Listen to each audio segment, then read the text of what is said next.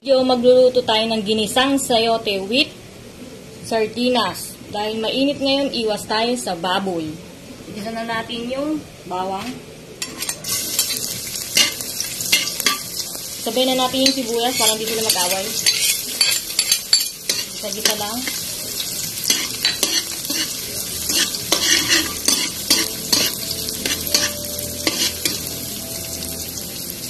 Brown na siya, lagay natin yung kamatis.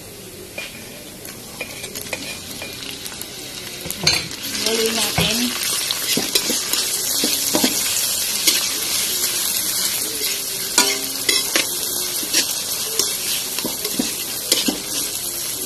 Sunod natin Youngtowns. Youngtowns, baka naman. Lagyan natin siya ng paminta.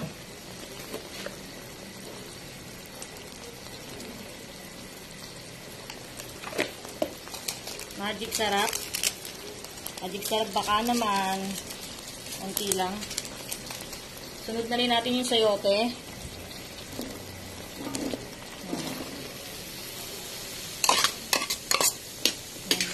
Halo-halo lang.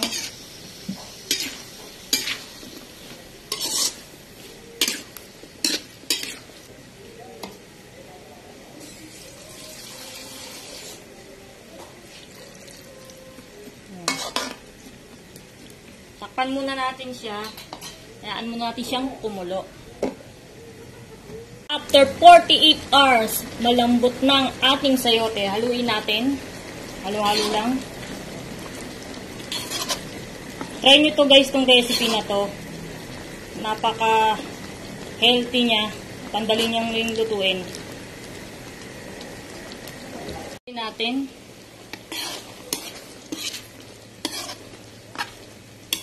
Halo-halo lang.